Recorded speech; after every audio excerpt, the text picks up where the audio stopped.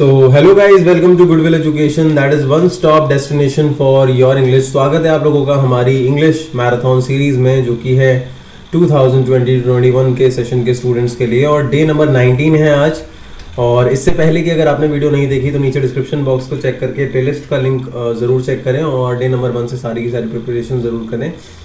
आज की क्लास के अंदर हम करने वाले हैं कीपिंग क्वाइट नाम की जो पोम है उसको, और इसके अंदर जो हमारे पोइट हैं उनका नाम है पाब्लो नेरूदा, जिनका बर्थ ईयर है 1904 टू देन डेथ ईयर है 1973। तो जो लेटेस्ट पैटर्न है उसके हिसाब से आपको ऑथर के बारे में भी कुछ चीज़ें पता होनी चाहिए, ठीक है, पोइट के बारे में आपको चीज़ें पता होनी चाहिए। तो ये जो पाब्लो नेरूदा है ये पेन नेम है, और पेन नेम का मतलब जो एक राइटर यूज़ करता है अपने ट्रू नेम की आइडेंटिटी को छुपाने के लिए कई बार। और इनका रियल नेम है नेफ्ताली रिकार्डो राइस बोसवाल्चो। तो ये इनका रियल नेम है और इनका जन्म हुआ था शाइल में, ठीक है। अब यहाँ पे हम इनकी एक पर्टिकुलर पोम के बारे में बात कर रहे हैं, और पोम का नेम है कीपिंग क्वाइट, ठीक है। अब अगर मैं ब्रीफ एनालिसिस की बात करूँ कि पोम के अंदर ब्रीफली क्या है, शॉर्टली क्या है, तो here in the pome the poet talks about the importance of keeping quiet and how will it bring a positive change in our lives। मतलब हम सबके जीवन में कैसे कीपिंग क्वाइट मतलब शांत रहना एक पॉजिटिव चेंज ला सकता है। तो ये सारी की सारी बातें इस पोम के अंदर बताई गई हैं, ठीक है। अब आगे बढ़ते हैं, हम एक्सप्लेनेशन देखते हैं पोम की एक्सप्लेनेशन क्या है। तो यहाँ पे जो पोइट है वो हमसे कहते हैं कि हम थोड़ी देर के लिए शांत हो जाएं। पोइट 12 तक काउंट करेगा और हम थोड़ी देर के लिए शांत हो जाएं। लिखा है the poet wants us to keep still, और यहाँ पे देखो स्टिल भी रहना है, मतलब मूव भी नहीं करना और साथ में शांत भी रहना है, वर्बली भी कुछ बोलना नहीं है। Till he counts up to 12, जब पोइट 12 तक गिनेगा। और दुनिया में पहली बार ऐसा होगा कि कोई किसी लैंग्वेज में बात नहीं कर रहा होगा। देखो कहीं ना कहीं अगर पोइट ये कहता है कि भाई एक समय के लिए शांत हो जाओ, तो हम लोगों की मेंटालिटी बोलेगी कि भाई शांत क्यों हो, हमें इससे अचीव क्या होगा, क्योंकि हम लोग हमेशा काम तभी करते हैं जब हमारा उससे कुछ फ़ायदा हो। तो यहाँ पे जो पोइट है उससे भी हम लोग क्वेश्चन करने लग जाएंगे भाई ऐसा क्यों करें। तो पोइट ने बता रखा है और रीजंस दे रखे हैं कि कीपिंग क्वाइट से क्या अचीव होगा, तो वो सारे हम डिस्कस करेंगे। तो लिखा है for once let's not talk in any language, कि किसी दूसरी लैंग्वेज में बात नहीं करेंगे। अब पोइट किसी लैंग्वेज को यूज़ ना करने के लिए क्यों कह रहा है उस समय के लिए, क्योंकि उसका ये मानना है कि कई बार क्या होता है जब हमें एक लैंग्वेज की ज़रूरत पड़ती है, ठीक है, तो हम एक दूसरे को समझाने के लिए अपनी बात को लैंग्वेज को यूज़ करते हैं। बट सोचो कि अगर लैंग्वेज ना हो और उसके बगैर अगर हम एक दूसरे को समझ पा रहे हैं बिना किसी लैंग्वेज के, बिना किसी मीडियम के, सिर्फ मेंटल लेवल पे या कह सकते हैं हम अंडरस्टैंडिंग लेवल पे, कंसाइंस लेवल पे हम एक दूसरे को समझ पा रहे हैं, तो वो कितना स्ट्रॉन्ग रिलेशनशिप होगा। अब आप कहोगे सर लैंग्वेज के बगैर कैसे हो जाएगा, ऐसे तो नहीं हो चलता। तो ऐसा नहीं है गाइस, कई बार हमारी मदर हमें समझ जाती है, हम कुछ नहीं बोलते तो भी हमें समझ जाती है। तो उस वक्त हमने बोला तो नहीं होता लेकिन फिर भी हमें समझ जाती हैं। कई बार फादर भी समझ जाते हैं, फैमिली का कोई भी मेम्बर जो हमसे क्लोज है वो समझ जाता है। तो understanding doesn't require a language basically. हम एक बेटर रिलेशनशिप बिल्डअप कर सकते हैं बिना लैंग्वेज के भी। He asks us to stop moving our arms, ठीक है। वो जो पोइट है वो आर्म्स को मूव करने के लिए भी मना कर रहा है। यहाँ पे आर्म्स यहाँ पे जो है इसमें पन का यूज हुआ है। पन एक फिगर ऑफ स्पीच होती है जिसके अंदर किसी एक वर्ड के दो मीनिंग्स होते हैं। तो आर्म्स का मीनिंग यहाँ पे भुजाएं भी है और साथ में हथियार भी है।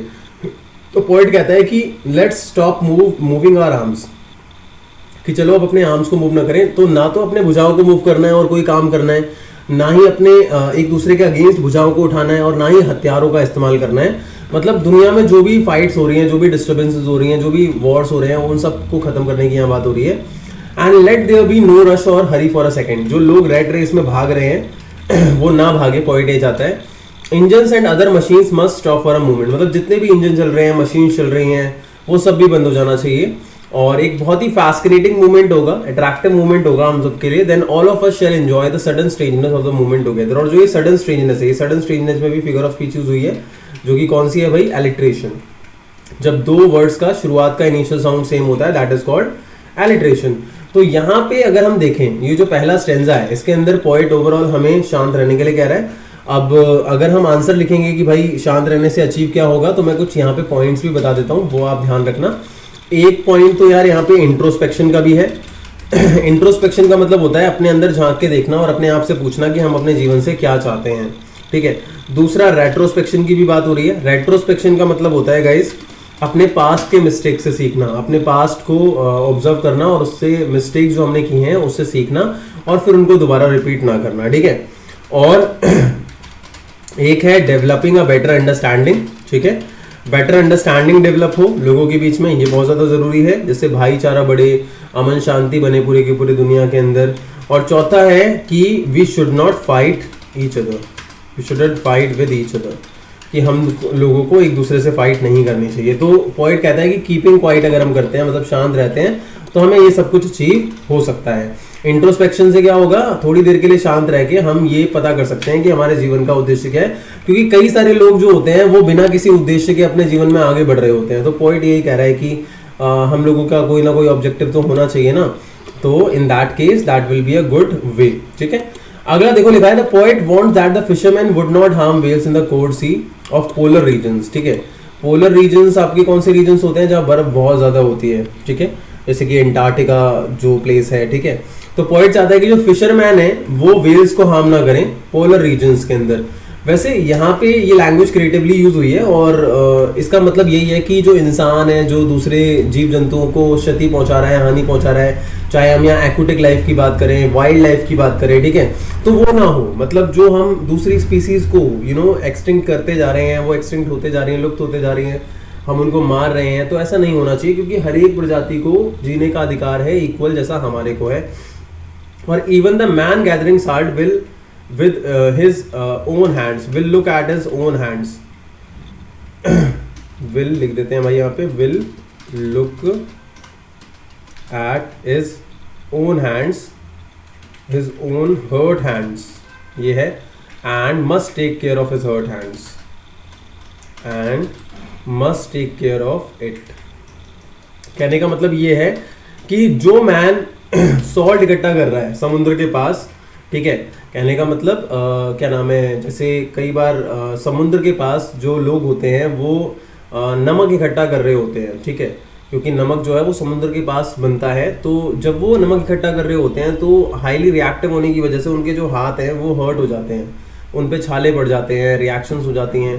तो ये लोग जो काम कर रहे हैं और लगातार सफरिंग फेस कर रहे हैं, ठीक है, ये अपने हर्ट हैंड्स को देखेंगे। यहाँ हर्ट हैंड्स जो है इसमें भी इलेक्ट्रेशन का यूज हुआ है, जैसा कि मैंने बताया था, इनिशियल साउंड सेम है दोनों का, ठीक है।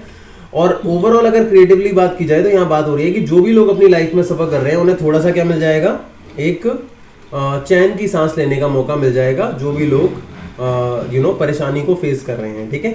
यहाँ पे इस चीज की बात हो रही है।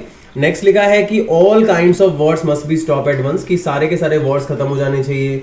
Green wars against the environment, wars with poisonous gases, war with fire arms, मतलब जो भी पॉइजनस गैसेस और फायर्स विद फायर आर्म्स, मतलब कि यहाँ पे बात पॉल्यूशन की भी हो रही है, यहाँ पे जो न्यूक्लियर वॉर्स है उनकी भी बात हो रही है, ये सब बंद हो जाना चाहिए।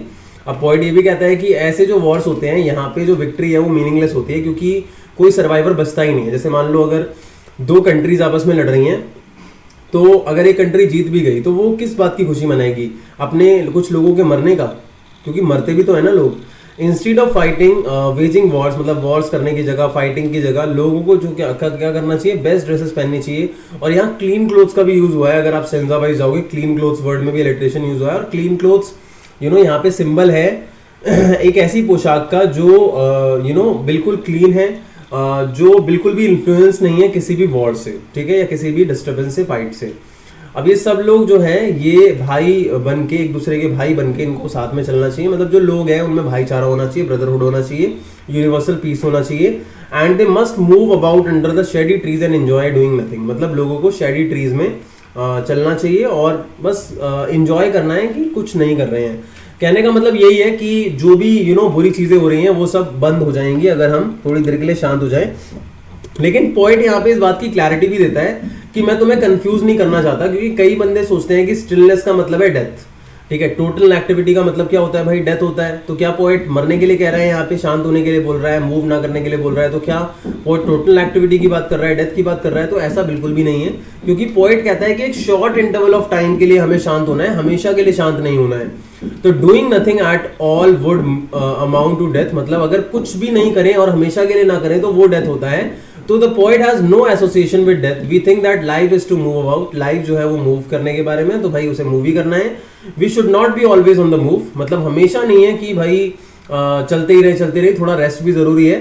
For a while we should also take rest, a long silence can do us a lot of good, मतलब अगर एक शांति होती है तो इससे हमें बहुत अच्छा महसूस होगा। Man become sad when they fail to understand themselves, कई बार लोग अपने आप को समझ नहीं पाते इसलिए परेशान हो जाते हैं। तो शांत रहने से क्या होगा, हम एक दूसरे को समझ पाएंगे। कई लोग अपने आप को जो समझ नहीं पाते वो अपने आप को डराते रहते हैं डेथ से। जैसे कई सारे लोग नहीं होते जो समझ नहीं पाते कि लाइफ का ऑब्जेक्टिव क्या है, और अपनी लाइफ में जब कुछ अचीव नहीं कर पा रहे होते तो उन्हें डर लगने लगता है कि यार मर जाऊंगा, कुछ करके नहीं जाऊंगा, क्या होगा क्या नहीं होगा। तो लोगों को समझ में आएगा कि यार डेथ से अपने आप को डराने का कोई फायदा नहीं है, ज्यादा इंपॉर्टेंट है कि जीवन का उद्देश्य तलाशो और उसको पूरा करो और सुखी सुखी यहाँ से जाओ। A long silence can soothe our feelings and help us in removing the sadness. Point कहता है कि लाइफ में जितनी भी सैडनेस है वो सब खत्म हो सकती हैं, किससे? शांत रहने से। The poet gives an example to illustrate the idea that stillness does not mean total activity, और एक एग्जाम्पल भी देता है पोएट की स्टिलनेस का मतलब टोटल एक्टिविटी मतलब डेथ नहीं है। जैसे कि अर्थ हमें एक लेसन टीच करती है, जब कई बार क्या होता है हमें ऐसा लगता है कि अर्थ की कई सारी चीजें, नेचर की कई सारी चीजें मर गई हैं, लेकिन बाद में वो अलाइव हो जाती है। जैसे पेड़ों पे से पत्तों का चला जाना ऑटम सीजन में, लेकिन बाद में स्प्रिंग में वो वापस आ जाते हैं। तो the poet asks us to keep quiet till he counts 12 then he will go. ठीक है, तो यहाँ पे पोएट हमें अपील कर रहा है। अच्छा, अब जो भी स्टूडेंट ऐसे हैं जो चाहते हैं कि सर हमें लाइन टू लाइन समझना है, तो यार मैं line to line explanation already करा चुका हूँ। इसके लिए तुम्हें बस एक काम करना है और वो है एनसीईआरटी एक्सप्लेनेशन को देखना है। एनसीईआरटी एक्सप्लेनेशन जो है वो हमारी नीचे डिस्क्रिप्शन बॉक्स में प्लेलिस्ट का लिंक अवेलेबल है, वहां पे आपको मिल जाएगी। पूरी की पूरी एनसीईआरटी एक्सप्लेनेशन देखो और अपना पूरा का पूरा जो ये पोम है लाइन टू लाइन भी आप कंप्लीट कर सकते हो।